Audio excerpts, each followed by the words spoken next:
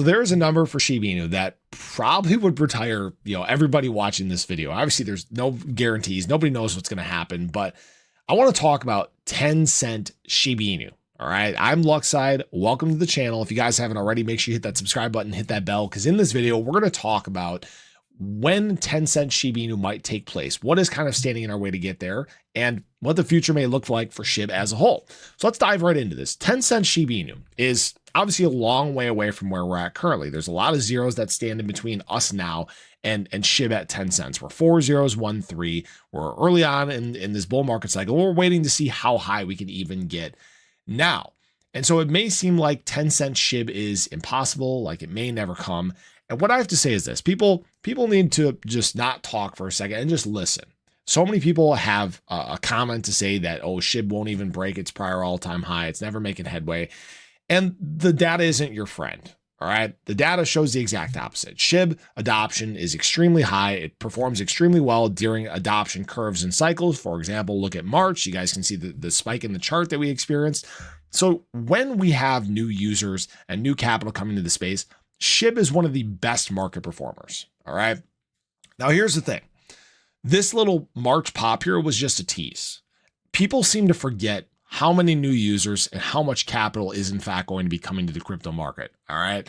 So we're expected to, by the end of this market cycle, see the global market cap of crypto, which currently sits at right about $2 trillion, be over $10 trillion. So we're talking about a 5x in the market. You're going to see alts gain dominance, Shiba Inu included. And that means Shib has the potential to, climb very quickly and tackle some levels that frankly people aren't expecting. Some people have questions about my projections.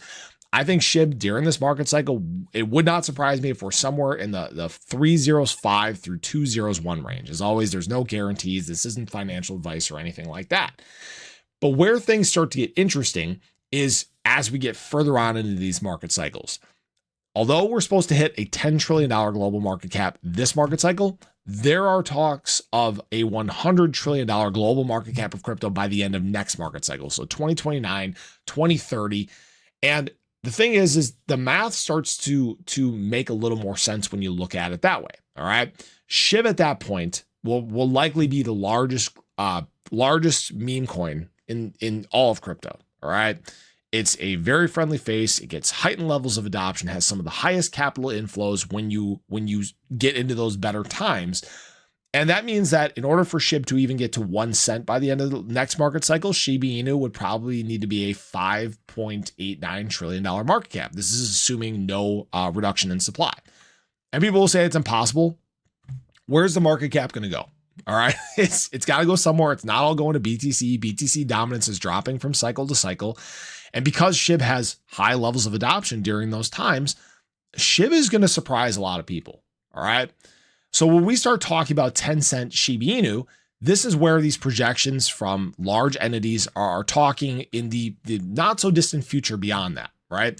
So some of Telegon's predictions, for example, they're talking between 2040 and 2050, Shiba Inu reaching some of those levels, the 10-cent level for Shib, right? Even by 2050, they're talking about on the bearish side, 62 cents, on the bullish side, $1.06, which seems crazy, right? Right now, with our recency bias, with us looking through this narrow scope, narrow lens, it doesn't seem very likely to happen.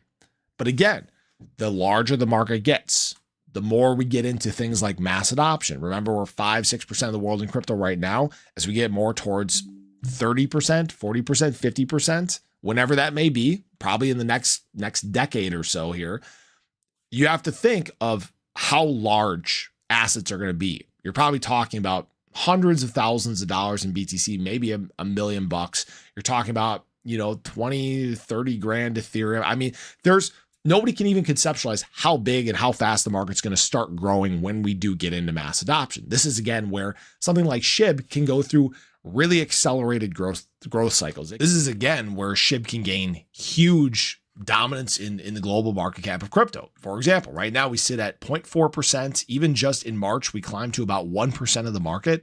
During the height of the last market cycle, guys, we were up towards 2%. What are things going to look like if we're at 4%? By the end of this market cycle, $10 trillion, that's $400 billion market cap. Things start to snowball and get out of control very quickly. And if Shib maintains this from cycle to cycle to cycle, if it continues its cycle of growth, if it continues to have high optics, if you then couple in things like a supply burn, like, a buy and burn function like shibarium is supposed to have, something like that, right? Then 10 cents isn't so much out of the realm of possibility or reality, right? But know that if it's going to happen, it's going to take a long time. It's going to take a significant while, or a significant supply reduction, right? If you remove 90% of the supply, well, maybe we're talking a little bit different story then, because SHIB can move easier to the upside. Okay. So my point is nobody really knows what's going to happen. We're talking cycles and cycles and cycles down the road. The shape of crypto is going to look drastically different when we get to that point in general.